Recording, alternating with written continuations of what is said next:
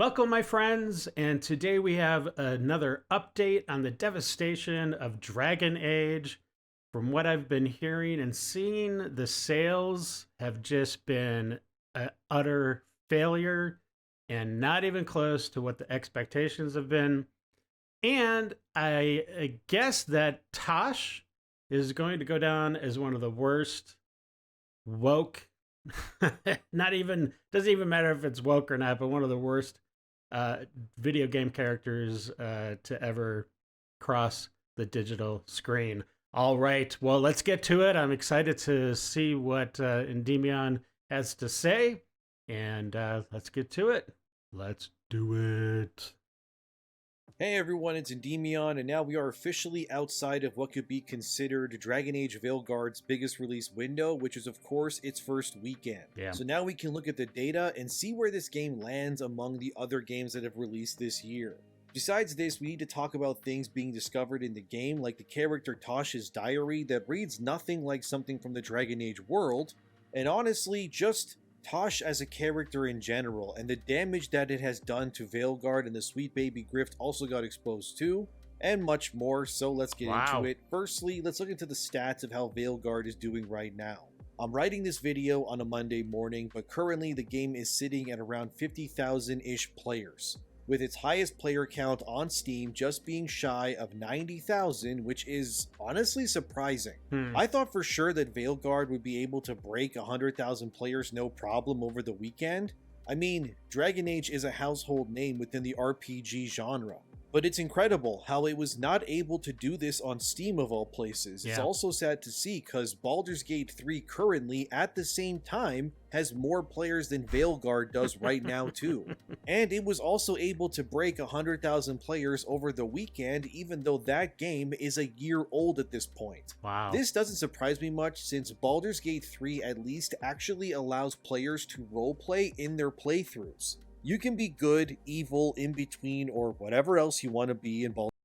Yeah, and again, you know, I've said it in other videos, it's all about choice. As a game designer, that was really ingrained into my education and into my practice when I was actually a game designer at a studio. Choice is everything, and it really can elevate a mediocre game to an absolutely astounding game. And it's because the gameplay is more it's more enriched, it's more meaningful to the player, and it allows the player just to, you know, have some control, right? Even if the choice is not actually a real choice, if it's at least perceived as a choice, that's really all that matters to the player. It's no different. So choice is king. Baldur's Gate 3. You can also romance or even kill your own teammates if that's something that you want to do. I think BG3's player count confirms that when your game has actual real role-playing potential, it gives your game an almost infinite amount of replayability due to the possibilities, much like Dragon Age Origins was. Yeah, because you could play a good, you know, benevolent character one playthrough. The next one you could be just as evil and rotten as you want to be, and you could play another game through just being kind of like right down the middle. I mean, there's like, I don't know about infinite, but there's a lot of different gameplay possibilities that a player can have. Choice. That's the that's the secret word of the day, okay? But in Veilguard's case, besides your combat class that you choose or who you romance, largely speaking, the actual role-playing elements are pretty minimal so far from what I've played. I'm on chapter 8 of 12, and I just got the non-binary Qunari character Taash, and let me tell you, she is definitely the character that Bioware wanted to stand out in this game, but it's happening in all of the wrong ways. Wow. From the moment that you meet Taash, she's abrasive and rough. She's a warrior, and you recruit her because you need someone who's an expert in fighting and killing dragons. Her entire opening mission is pretty much you luring a dragon with bait, putting said dragon to sleep in order to claim items that it's protecting. Then these nameless Qunari guys want to kill the dragon, so now you gotta go wake up the dragon that you put to sleep and then save it and fight off the Qunari. And then the mission kind of ends with just Taash being volunteered by her mother to join Rook's party in stopping the blighted dragons, and that's kind of it, really. From there, Wow. Taash quickly goes from being a standard party member to immediately pushing all the things that she's being criticized for by the internet at large. Taash feels the most out of place from a characteristic standpoint within Veilguard compared to the other companions available. Whereas I would say most of the other companions range from just safe or boring or completely forgettable, Taash kind of just comes off as a condescending horrible. and genuinely annoying person at all times. Yeah. Her entire persona is that she feels like an emotionally stunted child in a woman's body who doesn't have a high enough IQ to comprehend the emotional state of the other people around her. Here's a Wow. clip from Sophia Norwitz, who's been playing the game like crazy for review. It involves Taash and the necromancer companion Emmerich, so please, watch this. We could use a second sober voice. I'm not drunk. You're drunk. It's a figure of speech.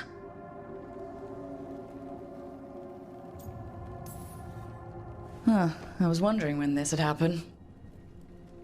I don't follow. You two didn't seem to be bonding.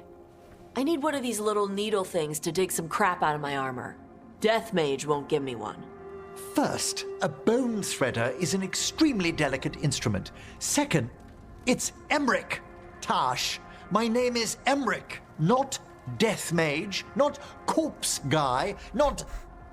I won't repeat the rest. What? You are a Death Mage. Why are all my attempts to converse with you met with scorn? What have I done to you, Taash? You talk about corpses too much. It's a rich topic. No, corpses are messed up. They used to have people in them. You make a move like they're alive, but they smell wrong and they move wrong, and none of it is okay. It's horrible acting. Oh, What? Especially the ones with skin still on them. What? This is so So horrible. what I'm hearing is, Taash isn't into terrifying dark magic. it's not all terrifying. And Emmerich would appreciate not being bullied and called names. Ugh. Fine. Yeah, just like Taash doesn't want to be called I'd a no girl. idea necromancy upset you so deeply, Taash. Quite honestly, I didn't think you feared anything. Oh gosh. I don't. But I could have said it was bugging me. I didn't think you cared what I thought. Of course I do. We're colleagues on this journey. Okay. Sorry I called you a liker. Skull liker. Maybe you two can find different things to talk about around each other. I'll try not to press on the subject of necromancy when we travel together, Taash. Okay. Thanks. It's fine if I ask about it first. In that vein, could we avoid any dragon trivia? What? Who doesn't like dragons? There's lots of other stuff to talk about. Taash knows Ravane and the Qun. Emmerich knows Navara and plants. Plants. Plants are okay. I have always been curious about the Lords of Fortune. See? It's a start. As you notice, Taash does not come across as someone who is emotionally an adult whatsoever. Well, yeah, but I also think the other thing, the actress that plays Taash is just horrible, and I don't know if it's just because she is not a good actress, not a good voice actor, or maybe she was given direction to be this way. I don't know. I don't know who's playing Taash, but the voice actor, there's not. It's just not the voice actor, but the voice acting is just horrible. In fact, all the dialogue that I've heard from this game, it's written I mean, the screenwriters, but the writers of the game, they should be ashamed because it's not good. They need to go back to school. However, she is, like I said, very condescending towards Emmerich and refuses to even call him by his name, which is again like Taash is like so like from the stuff I've seen before, she's all like, "Oh, I'm uncomfortable being a girl, and don't call me by whatever." But she has no problems just totally calling Emmerich by not his name and by all these other very, I don't know, horrible names. So it's a total double standard with her character, which doesn't really make sense, because if anybody's going to be sensitive about what people are called, it's going to be her. You know what I mean?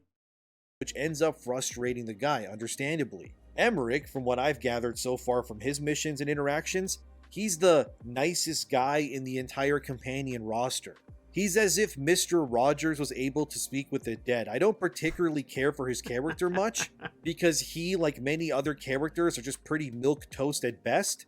But attacking or punching down to him like Taash does in that cutscene, it shows how she does not value other people's opinions or beliefs over her own. Right. Which is ironic, considering that Taash is designed by intention to be the character that everyone else must walk around eggshells with when they're in close proximity. That's what I was just why saying. I went out of my way to recruit Taash last from everyone else available in the game. I wanted to see what conversations and party dynamics sounded like before I got her versus afterwards. And before you get Taash, everyone kind of just gets along for the most part. Sure, there's little things like Harding the Dwarf, who doesn't exactly trust the demon that's inside of Lucanus, but generally speaking, nobody is stepping on anyone else's toes, so to speak. Yeah. But once you get Taash, though, it feels like the party dynamics immediately change. Yeah, the synergy is completely broken. Everyone has to be nice to Taash, or she just lashes out and makes a scene of it. Right, but Taash can do and say whatever she wants. She is also incredibly thick-headed and can't seem to get simple concepts through her head.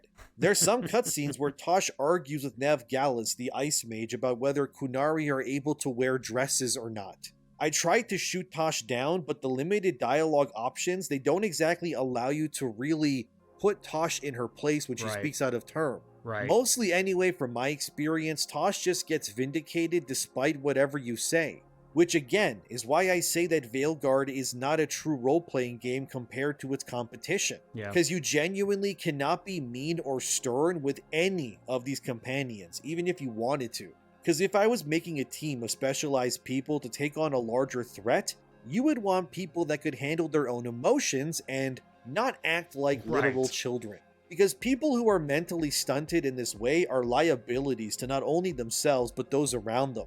It's why in the military, if you have severe mental illness, you aren't exactly allowed to enlist. Because putting a gun in the hands of someone who is already prone to mental outbursts, hearing voices in their head and so on, yeah, it's probably not a good idea to give them a loaded firearm for everyone's safety around them.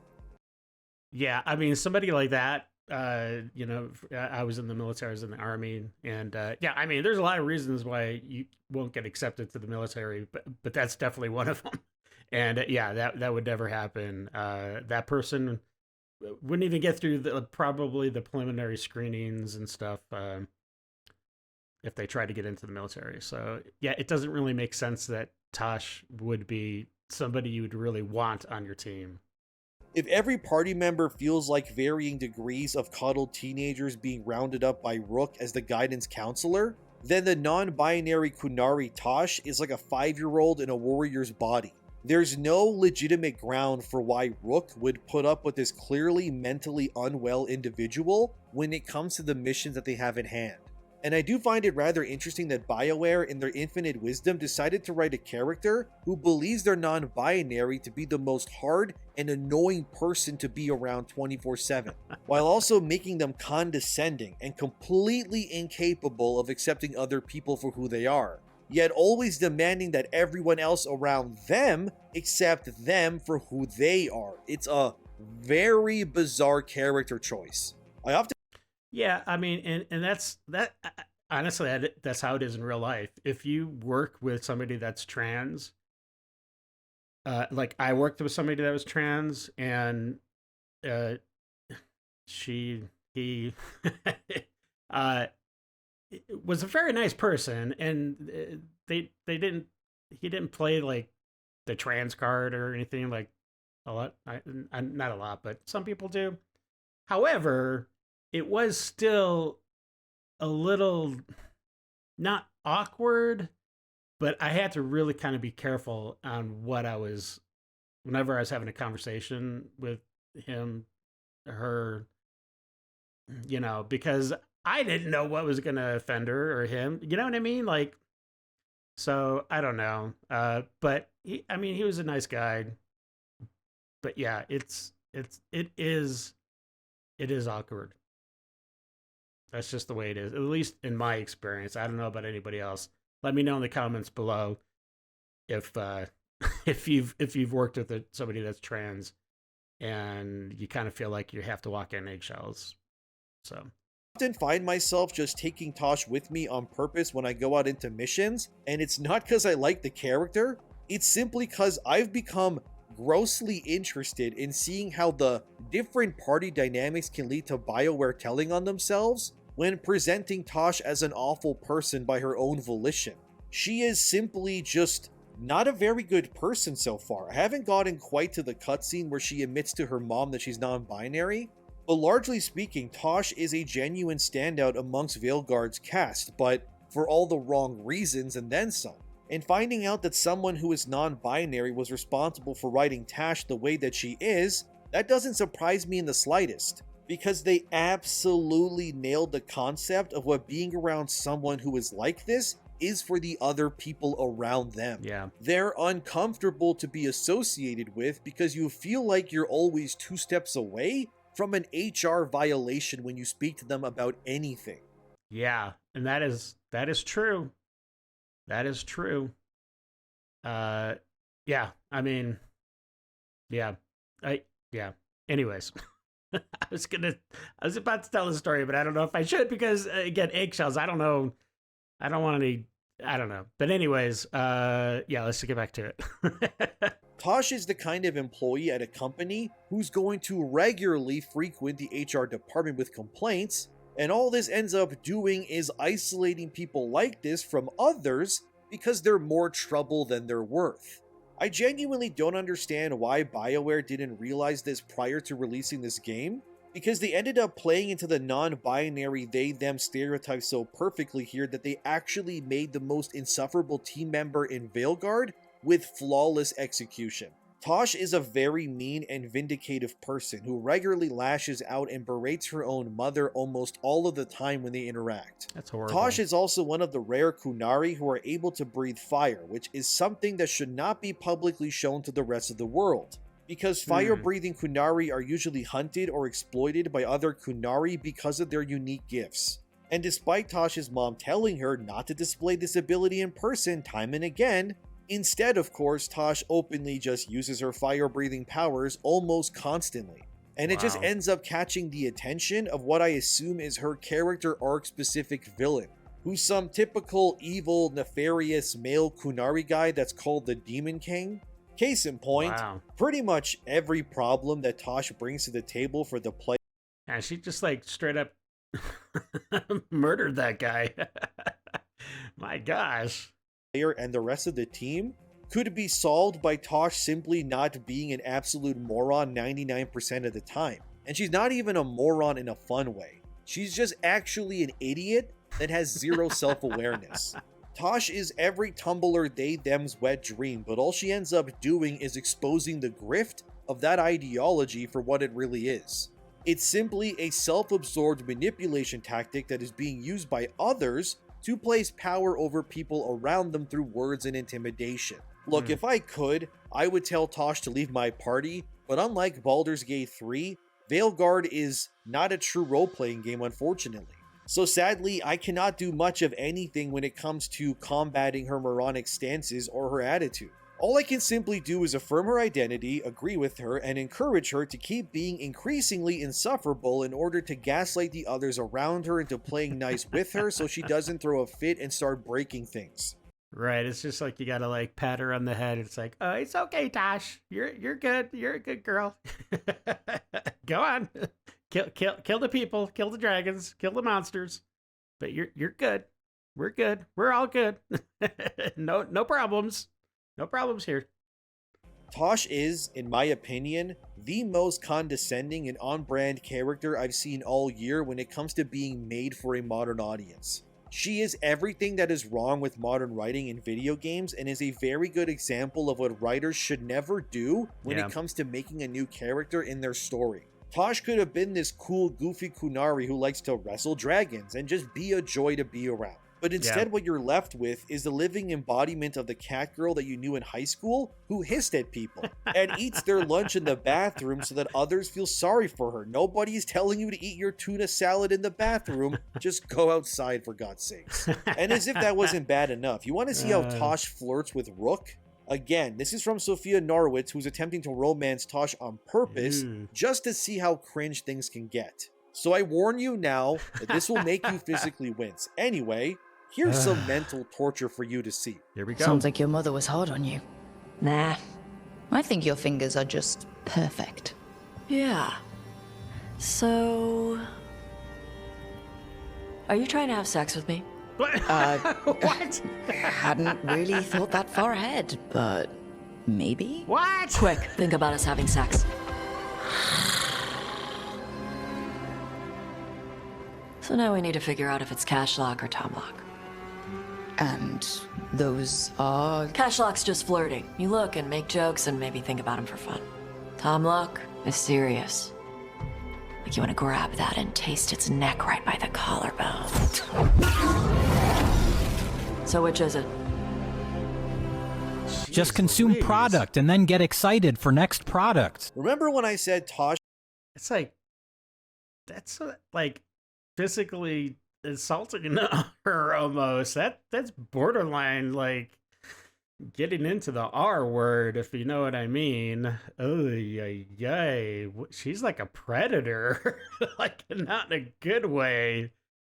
Taash has the mental capacity of a literal teenager at best. This proves that even further, unfortunately. She is simply incapable of any nuance, but not in a fun way. She is just genuinely creepy in how she comes across at times. Getting right up in Rook's face, growling like some harasser beside Rook's neck, and getting in their face, confronting them on whether they want to bang or not. The best way that I can describe Taash is that she's Karlach from Baldur's Gate 3 if you removed all of the intelligence, nuance, and likability from that specific character. She is just self-insert big muscle mommy with a shaved back head with enough piercings to make airport security raise an eyebrow when she walks past. Everything about this character is like the purest, most condensed form of cringe that this game has to offer. If you remove Taash from Veilguard, the game would instantly go up a point in my opinion, out of 10 without a doubt. Sure, the game fumbles soulless, the companions aren't the best, and you can't really roleplay, which are all terrible sins, and why I think the game is nowhere near amazing, but if Taash just didn't exist at least, the combat would still be somewhat fun to suffer through while you explore the world. Yeah. But knowing that this character exists and that there's nothing that you can do about it, it baffles me as a jaded Bioware fan. We went from nuanced relationships in Mass Effect and Dragon Age and Jade Empire and Knights of the Old Republic and whatever else to this crazy Qunari thing in Veilguard here. Of course, there's also some in-game journal entries that were found that are apparently from Taash's point of view. And I mean, come on, man, look at these. I'll read you them. Taash notes, meeting shadow dragons to talk gender stuff, writing notes to work through gender crap, showing to Rook for help maybe. Mayveris pretty, Tarquin tough, both trans. Both open about being trans and said I could share stuff if it helped me on my journey. I did not ask for a journey. Trans means was other gender, then changed. Wait, no, was always new thing, just now acknowledged. Not changing, affirming. Trans woman is woman. Not feeling right in body is dysphoria, whole big thing. Could feel like want to be guy instead of girl, no. Could feel like not connected to body, not everyone does this. What? Yeah, by the way, this is real stuff in Veilguard. It's in the journal codex. I'm not making this up or anything like that. There's more too. I mean, there's another part of Taash's journal which also reads, could feel uncomfortable with girls who act more feminine. No, I like girls. Girls smell good, but like hanging out with lords more than girls. Ashamed of not doing what your gender should do. Ugh. Getting euphoria is feeling right. Non-binary means not man or woman, can feel like either, can look like guy, girl, neither. Some use she, he, some swap, some use they, but still single with name. Flynn is non-binary, they are coming this way. Confusing. This sounds like a schizophrenic person is writing this. But sure. Also gender fluid, feel different on different days, can switch pronouns, don't think that's me. Agender, bigender, demigender, others, lots of different ones, not me, but okay. I think we can all agree that this is just completely ridiculous at this point. To think we went from the dark fantasy of Origins to this, it's honestly baffling to witness. These writers are just horrible in every way. This world is literally being attacked by evil elven gods, but this adult Qunari is instead more concerned with what pronouns that she should use, instead of dealing with the fact that Northern Thetis is covered in Darkspawn and Blights right now. It's so mask off for Bioware what they did here. Like, I know the game has other things such as constant white male villains, which I've showed in previous videos, and of course the infamous character creator and all of that, but if the game stopped at that and just went back to being a normal, or I guess somewhat normal Bioware game, I think people could have maybe pushed past those things, but the fact you get this nuclear bomb of a companion over halfway through the game is what really just curb stomps the entire experience for me. Oh, man. I wouldn't be surprised if Taash somehow wins Performance of the Year at the Game Awards for no other reason than what she represents. Yeah. Because the actual performance of Taash is not great It wouldn't be surprising. either. It just sounds like they found someone on the street to voice the character. Yeah, exactly. It's horrible.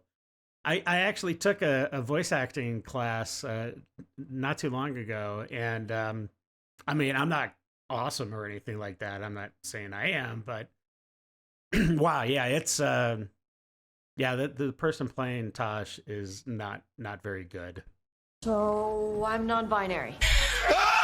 But if she even gets nominated, oh boy, that'll be interesting to see. I also love how in one of the earlier conversations I showed in this video, Taash says, who doesn't love dragons? Like, you can't be serious. Nobody likes dragons in Dragon Age. They're literally gigantic creatures that burn people alive and raise castles and ruin people's lives in an instant. The Divine at the time, I believe their name was Faustine. Anyway, if you don't know, the Divine are like Dragon Age's version of the Pope, I guess. That's probably an easier way of explaining it. I can't speak, I'm sorry. And whoever the Divine is, who's always a woman, mind you, the Divine becomes the head of the Chantry, which is like the main religious group within Thetis. So Divine Faustine II literally named the current age that these games take place in as the Dragon Age, because the dragons were considered the greatest threat to civilized life. Like, that's why these games are called that in the first place. Sure, people might admire the dragons, I guess, from afar, but Taash saying, well, who doesn't like dragons? Nobody, Taash. Dragons literally burn people to death in your world. Well, she burns people to death too, so I guess there's a good connection there, a good rapport. I don't know. Humans went out of their way to ruin settlements so that dragons wouldn't settle near human society for a reason in your world. I swear to God, it's like they wrote the most Starbucks barista turned companion character ever. They couldn't make Taash more insufferable if they tried, or I guess they could. That's not a challenge, by the way. Don't ever do this again if you want your games to sell. I genuinely think the poison, if you will, that's holding Veilguard back from success is Taash above all else. The surgery scars and all of that too, yes, but Taash as a character, they can't be avoided. Yeah. Like, she's there, dude. She's in your face. And at first, when I saw those player numbers on Steam anyway, I was convinced that there was no way the pre-order numbers were as bad as they were. By the way, I was told that Veilguard had less than 500,000 pre-orders across all platforms, and I didn't report on that originally because I was skeptical. I mean, this is Dragon Age. There's no way, right? No way a household name like this doesn't have at least 1 million pre-orders plus. Yeah. But now that I'm seeing these numbers, that may actually be the real pre-order numbers prior to release. Of course, fellow YouTuber Hypnotic pointed out that if you look up via Steam, the owners of Dragon Age Veilguard went from around 500,000 plus to around 400,000 in a single day. These numbers fluctuate quite a bit, so I won't say 100% that they're accurate or anything like that. But it is weird that this game in its debut weekend is not gaining more players, but instead losing them. Could it be a glitch in the system on Steam's part? Maybe, but I mean, that's concerning no matter how you look at it. And look, I'm of two minds, right? On one hand, I'm a jaded Bioware fan who's loved their games in the past a lot. And to see their newest game in a series I love not doing so hot, it does wound me. Because I know how amazing Dragon Age can be, but it's so frustrating to see something that I love being used as a vehicle, like the Saints Row reboot pretty much, to just push stuff nobody wants or cares for. All we wanted was a sequel to Inquisition and the payoff of what was promised, but instead, I got a very disjointed first half of a game with milquetoast companions, and now I have Taash waltzing around like an HR nightmare. Like the fact that Grand Blue Fantasy Relink back in January of this year broke over 100,000 players on Steam, and that was a console game of a Japanese mobile series, and it got more players than what is considered a Western household RPG series. That is actually mind-boggling, dude. I figured despite the wokeness and whatnot that Veilguard would still succeed at least. I've been saying for like 2 months now, I still firmly believe that Veilguard will win Game of the Year at the Game Awards and other publications because of its ideology and all of that. Yeah. But it's incredible to see that not even Dragon Age of all things is bulletproof to the fires of Gamergate 2. And again, none of this would have happened if the sheer hubris of the game industry wasn't so condescending against their consumer base. All of these flops this year, I still think that Concord is the worst flop, by the way. There's really no competition with that one. But man, all of this, and you'll still have people pushing back saying, nah, identity politics is still the way to go. How many more franchises do you people need to die before you just call it quits already? Apparently, Bioware is now fully committed to Mass Effect 4 or 5 if you count Andromeda, and I genuinely think the reception to Veilguard will cause Bioware to pivot their direction. I don't know about that. I'm not sure. I really pray that that is the case. But I don't know. I mean, I don't see how it's possible that the Mass Effect team has not been completely overwhelmed by the woke mind virus. And even those members that are considered toxic positivity type of employees, I mean, they can't say anything. So it's this wave of wokeness has there's no way that team has not been affected by the ideology of what has now become Bioware. So, but you never know. I mean, maybe somebody could get their head out of their butt and be like, hey, I kind of want to make some money on this game and have it actually be a success and have the players still love the game. But no, I don't think so. Or I'd at least hope so, considering if they don't pivot, they could effectively kill their studio for good. Yeah. Like, is it really worth losing jobs and burning your studio to the ground because you want to play hall monitor with pronouns? Like, seriously ask yourselves that. It could be so easy, man. If Veilguard was like Origins and it was based, that game would have had Baldur's Gate 3 launch numbers, no problem. Yep. But the hubris of these devs thinking that despite everyone else failing, that they're going to be the ones to prove that you can pander and do well like this, while also not giving players any of the freedom of choice like Baldur's Gate 3 did, is wild to me. If Veilguard was like BG3, like it had all the identity nonsense, but it was at least only presented to you based on your choices, I think this game would have sold like hotcakes. But if anything, Veilguard proves how disastrous BG3 could have been, had they not given players the choice to actually choose their own experiences. This just gives me a headache. It all goes back to choice. It's what I've been saying. 10 years and I got the most frustrating game that I've played all year. Every time I'm having fun or getting immersed, something stupid happens. Then there's Sweet Baby Inc. My last video I made, I told you guys about how the Powell Group is teaming up with SBI to bring their consulting to more games in the future. Well, now the Powell Group has effectively scrubbed all mention of SBI from their website entirely overnight. I'm not kidding, dude. You go look up their website, you have screenshots people got like Savvy did on Twitter, which showed the before, as you see here, and the after. That's interesting. That's interesting. I don't know if they're just trying to hide it, or maybe, like I said, maybe some people are just starting to wake up and be like, whoa, maybe this isn't the route to go. Maybe we should just make good games. You know what I mean? They know what goes into making a good game. They're not stupid, but they just need to get back to that. So maybe this is promising. I don't know. We'll see. Or suddenly things just don't exist anymore. that the Powell Group scrubbed their website of SBI as well, and some users were claiming that it was still showing up for them regardless, as this user said here. And then you can see that SBI is clearly on their clients list as shown here, but apparently, once they refresh the page, now it's gone suddenly. So it's obvious they actually thought that they could swing their meat around and say, look, chuds, we're not going anywhere. And then people saw that and went, oh, okay, so this Powell Group is going to get boycotted too then, thanks for letting us know, and now they're scrubbing things and acting like nothing happened. Real vote of confidence. Pretty suspect On your part there, guys. If you're not confident in your clients, you wouldn't be doing these things. But I guess you are in fact not confident because clearly you're just running scared now. Look, it's all about reputations in the end. It's all about you got in these sorts of spaces, and the fact is simple. If you see SBI is attached to something, you're going to immediately connect whatever that project is to being something awful. Just walk away. Just don't even bother. In the making, which is pretty much always the case.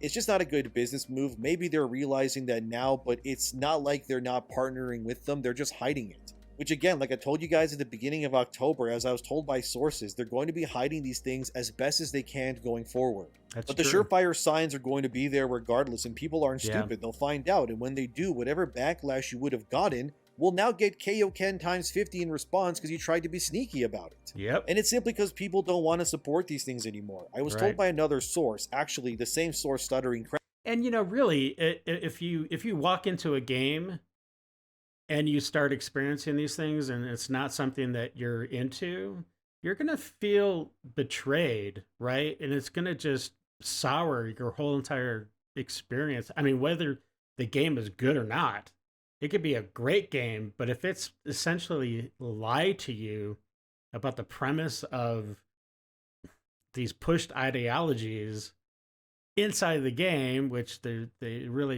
shouldn't be those at all.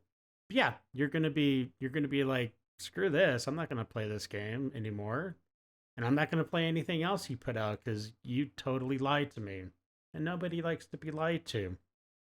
Craig has for the usual sales number stuff, that Dragon Age Veilguard got unusually high cancellations prior to launch as well. From what I'm told, Veilguard had a cancellation rate of about 14 to 15% across a 900 store chain in America prior to its release. From what I'm told, Xbox Deluxe versions had 695 pre-orders, but 108 got canceled, so that's 15.5% of pre-orders there. Normal Xbox versions had 885 pre-orders, 128 got canceled, so that's 14.5% of total sales. Deluxe PS5 pre-orders were at 1,872, and 254 got canceled, so 13.5%. And normal PS5 pre-orders sat at 3,341 across 900 stores, and 466 orders got canceled, which is 14% of orders. So yeah, all in all, about 14 to 50% roughly of pre-orders for Veilguard got cancelled following its release between Xbox and PlayStation for this 900 store franchise in America. I'm surprised pre-orders were that low in general, only 3,000 orders in 900 stores for a AAA household RPG franchise. So the pre-orders are low, and then you get that 14 to 16% cancellation. I mean, that is, that's putting that game in the coffin. Franchise sequel? Damn. Regardless, it's pretty clear that what I was told about less than 500k pre-orders might actually be the case. I was given an exact number, but he was so low that I was like, nah man, you gotta be trolling me. And this was the same source I have for CD Projekt Red's DEI policies and Dune Awakening, and some Assassin's Creed stuff too. And they've been on the money about these things too before, so I guess I can now share the exact number I was given prior to launch overall, which was 115,000 pre-orders. I personally think that number is likely somewhere in the 300,000. But of course, the influx of Dragon Age players on Steam since release could have just been people buying day one instead of pre-orders out of morbid curiosity, I guess. But since the game failed to break 100k on Steam and the PS5 trophy data is staggeringly low based on the data we also have, yeah. So I'm not saying it's 100% that it was only 115,000 pre-orders overall, but that's what I was told. But I wager it's got to be at least 200 to 300 range, right, man? Maybe I'm coping. I don't know, but 115,000 for a Dragon Age game. Jesus. But that's what I've been told, fellas. Veilguard is not performing as well as EA would have hoped, and I mean, you know, confidence is down.